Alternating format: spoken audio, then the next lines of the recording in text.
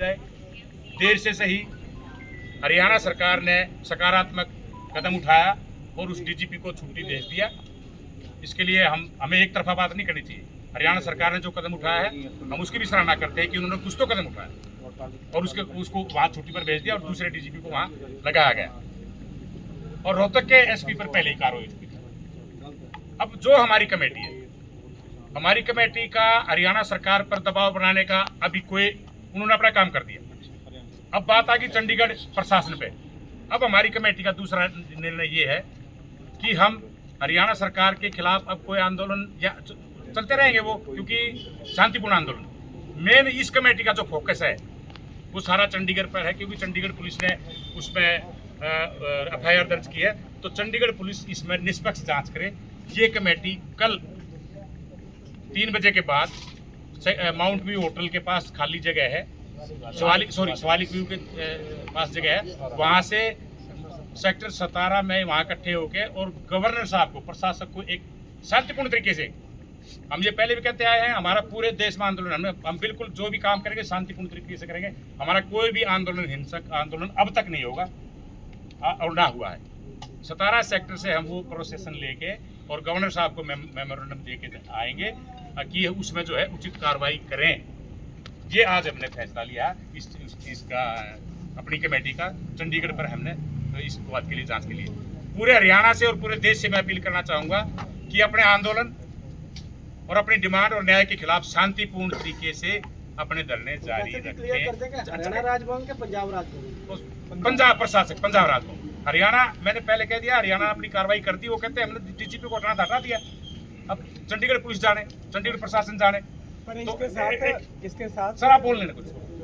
पूरी मेरे दूसरी जो मेरी अपील है, पूरे हिंदुस्तान में जो संस्थाएं आपके सहयोग से और हमारे सहयोग से आंदोलन कर रही है, मैं उनसे अपील करना चाहूँगा कि जब तक न्याय ना मिले शांतिपूर्ण तरीके से ब्लॉक लेवल पे, डीसी लेवल पे अपना धरना प्रदर्शन जारी रखें। बहुत बहुत धन्यवाद। मेरे साथ लीगल हमारे एडवाइजर हैं इंदल जी और ये हमारे सीनियर साथी हैं। इसके बाद आपको ब्रीफ ये करेंगे। बहुत बहुत धन्यवाद। 1 मिनट सर, एक सवाल ले लें। सर सवाल प्लीज तो ले लीजिए। ये बताएंगे मेमोरेंडम हमारा तैयार है। सर अपना इंट्रोडक्शन दे देना पहले नाम बोलिए जी। नाम बता दो जी पहले। करने के बाद सर इधर मैं एडवोकेट ओपी इंदल, लीगल, इस कमेटी का लीगल एडवाइजर और मेरी इसमें मतलब अच्छे कानूनी तौर पे मैं सारा ये मामला देख रहा हूँ।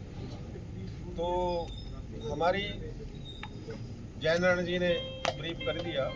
हमारी प्रशासन से लीगल डिमांड है कि जब एफआईआर में 306 लग गया या एट्रोसिटी एक्ट के तहत एफआईआर दर्ज होगी तो उसमें एक प्रोविजन है कि आप उसको इन्वेस्टिगेशन से पहले भी गिरफ्तार कर सकते हैं। इसलिए हमारा कल का फोकस ये रहेगा कि चंडीगढ़ एडमिनिस्ट्रेशन कहिए या चंडीगढ़ पुलिस कहिए कि उनको अक्यूज़ों को बुलाए और इन्वेस्टिगेशन में शामिल करें उनको और उनको प्रॉपरली अरेस्ट करें, क्योंकि वो अक्यूज कोई आम अक्यूज तो है नहीं है, वो बड़े इन्फ्लुएंशियल हैं, बड़े अहदेदार हैं, पुलिस के हैं अफसर वो।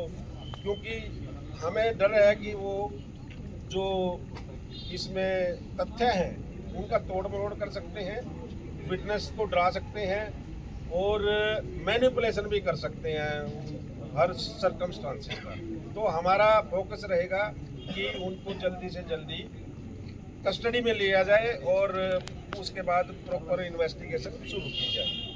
ये हमारा लीगल डिमांड है। कोई हम बाहर लॉ से बाहर नहीं डिमांड मांग रहे हैं, हम बिल्कुल टू दी पॉइंट अपनी बात रख रहे हैं।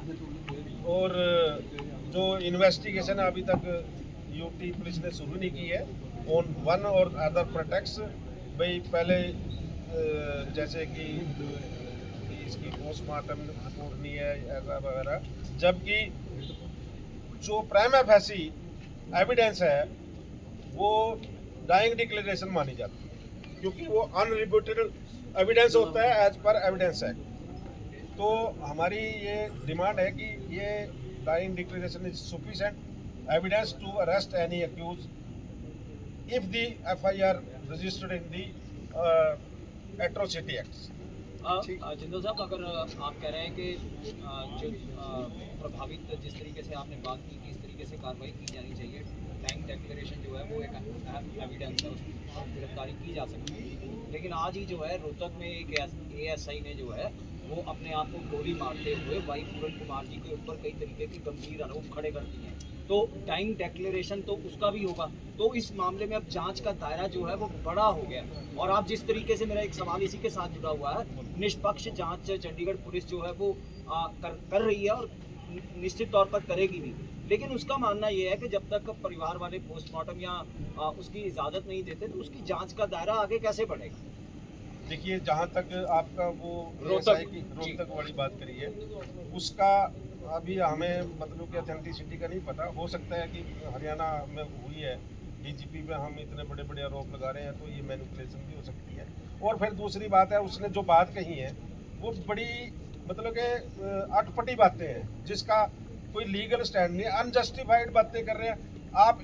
ए ठीक है, B ठीक है, फिर तू की जान दे रहा है। Is this possible?